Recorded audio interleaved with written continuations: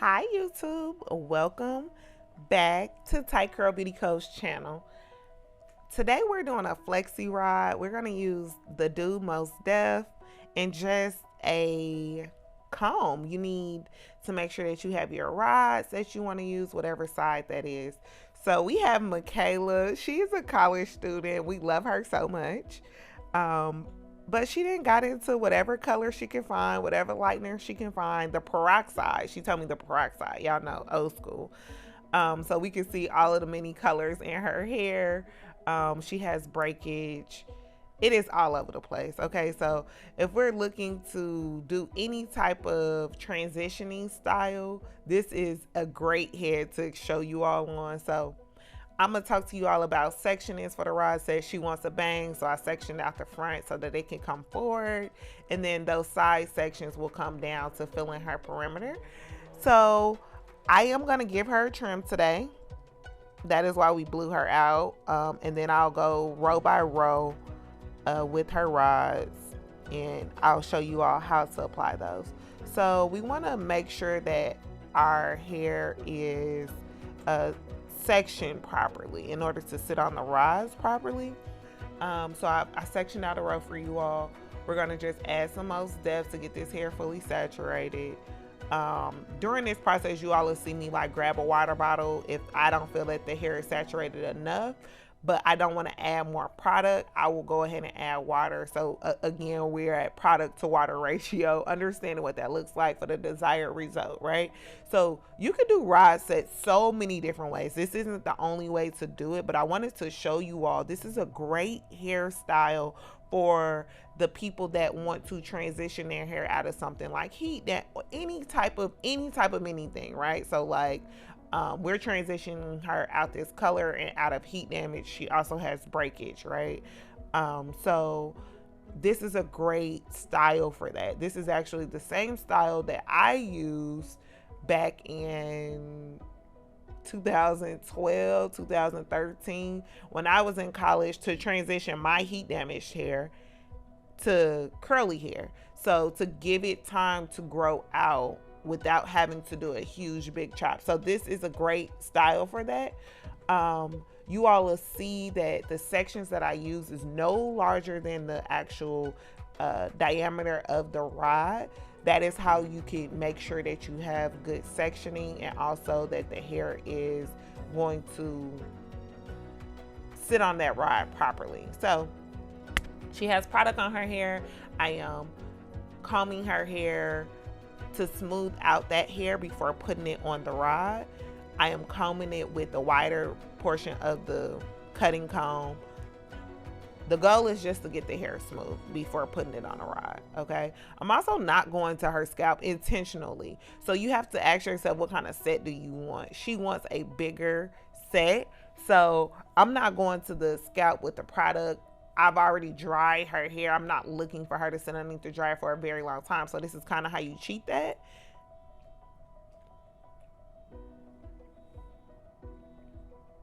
The sectioning is very consistent throughout. I wouldn't worry too much. You will hear people talk about the brick layer. Look, the goal is not for you all to be experts at this at home. It is so that you can get a hairstyle that will put you in a space to feel confident about yourself, to make sure that you are able to go to work, go to school, go around the house feeling like your hair is done. I don't want you to have to walk around feeling unpolished because you're transitioning your hair from some type of damage to now curly, right? And if you're not in a position that you want to cut all your hair off, this is a great style. And I also like I said, post some other styles that you all can do too in the interim between getting to your goals and where you are now. So this is very basic. Again, I'm gonna hit it with some water, and it's already product on that hair. It just wasn't moving the way that I wanted it to, so I just added some water, making sure that that hair is fully saturated is gonna be key to getting the results that you want.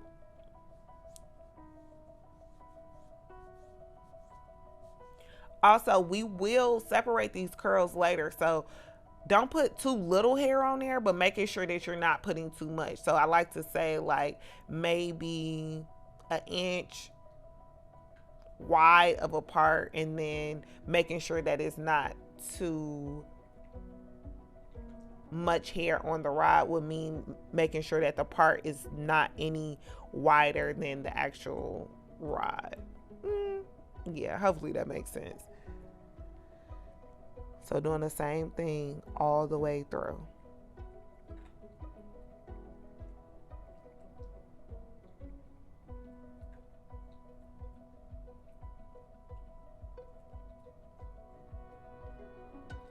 Try to make sure your rods are as flat as possible. I probably could have started not at the end of this rod, but towards the middle of the rod so that I wouldn't have so much excess at the top, but I didn't. But looking at this, it's totally something that you can do, and I'll try to show you all an example of that in the next rod video that I do. I think that I'll go and record someone actually doing their rod set so that you all can see, and I could like coach to like where I feel that it will be most effective if they did something a little bit differently. If you all feel that that'll be effective, please like leave a comment below. If you want to see, or you have questions about something that's not so clear, please leave those questions below as well. I will, or my assistant will, work our hardest to like make sure that we're clear in answering whatever questions, and then if not, I also will answer the questions in the following video. So any questions, any comments, if you all want to see any particular videos, if something isn't 1000% clear, please like make sure to let me know. So on the front, I am using perm rods, and I did make that decision intentionally because she wants her hair to be like a bang in the front. However, I wasn't comfortable cutting her bang. Bangs are very high maintenance. Her hair is already very fragile and very brittle in the front. It is very much so over processed, so I didn't want to cut her bang and then put her in a space where she can't maintenance it, because we don't even know what kind of hairstyle she really gonna be doing at school. When I sent her to school, her hair didn't look like this. So the fact that it looks like this now, you know, it's hair, so we're not mad. It will grow back, it will grow out, we will cut it gradually, all of the things. Actually, since this video, her hair is no longer even this color. She went to school and decided she was gonna color it back brown. So, you know, you just do what you can. But yeah, I chose to do the perm rods in the front because I am able to, one, wrap the hair around the rod on top of itself, which then will create a shorter appearance, and the ventilation on a perm rod will allow that hair to dry properly. Wrapping that hair on top of itself around the flexi rod could get a little tricky because there isn't any ventilation, right? So it's not drying the same way that it would around a perm rod. So yeah, that is why I chose to do that in the front, to one, create that bang look, two, create that shortness of the bang look, right? And then also allow there to be ventilation in the front. And her hair is so limp in the front, and it's likely going to be the hair that falls the fastest. So creating tighter curls in the front is going to be beneficial for the longevity of the hairstyle. I love rod sets. They are so versatile, right? So if she wanted to, she could take this hair, and after it's rotted, she could put it in an updo, or she could put it in a puff. She can wear this hair in like little space buns and still have the rods. It is a set, so it's gonna give her a finished look with the actual curl pattern that we're putting in her head with the rods. So it is something that I definitely suggest people go to if they're not ready to cut all their hair off, if they're also not in a position to wear a wash and go. They can do a rod set, and it's an option. So I wanted to give this video to you all so you all can see what this looks like in real time.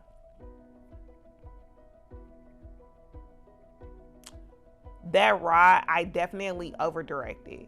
And the reason that I'm over directing is because I am looking for that rod to live directly on her head.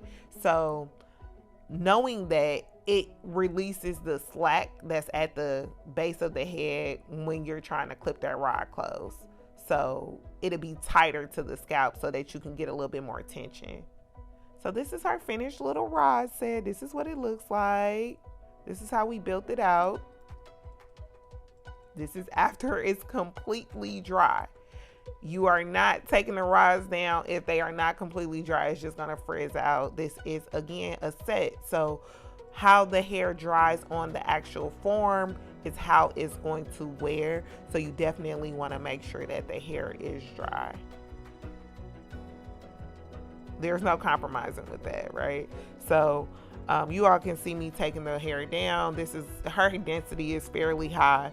So her hair is very, very, very forgiving. So I am simply just taking the hair down, placing the hair where I want it to be. She did get a cut today, so we see the hair is like layering in a way that looks very pretty. This color doesn't even look super duper crazy, so that worked out too.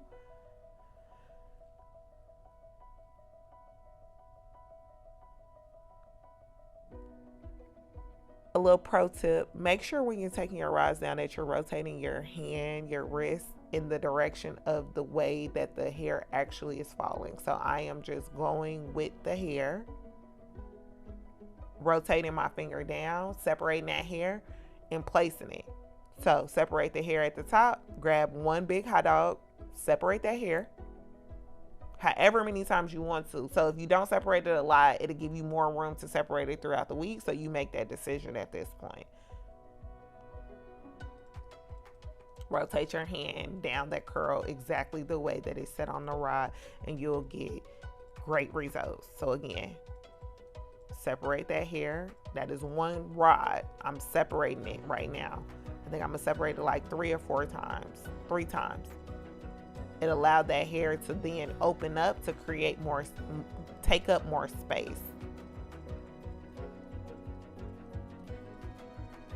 It's not a very hard thing to do, but I do want to be intentional about showing you all, because sometimes people's curls collapse, sometimes, which means that you put it on the rod and then all of a sudden it doesn't look like the curl that you put on the rod. It's because you're probably rotating that hair the wrong direction. That isn't the direction that the hair actually set on the rod. So I just wanted to show you all that, and show you all also how the hair will fill out. A lot of times people be freaking out about them little hot dogs and the way that they look. So just being intentional about that is going to give you better results. So around the perimeter, I'm not doing a lot of separating. And the reason being is because that hair is so fine. It is so over processed. It is also broken off. So I'm trying to leave like bigger sections around the perimeter if I can, if it aesthetically looks pleasing.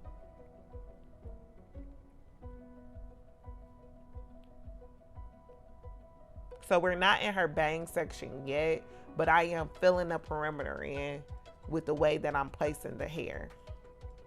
If you remember our 3 sections that we had in the beginning, we're in section 2 right now.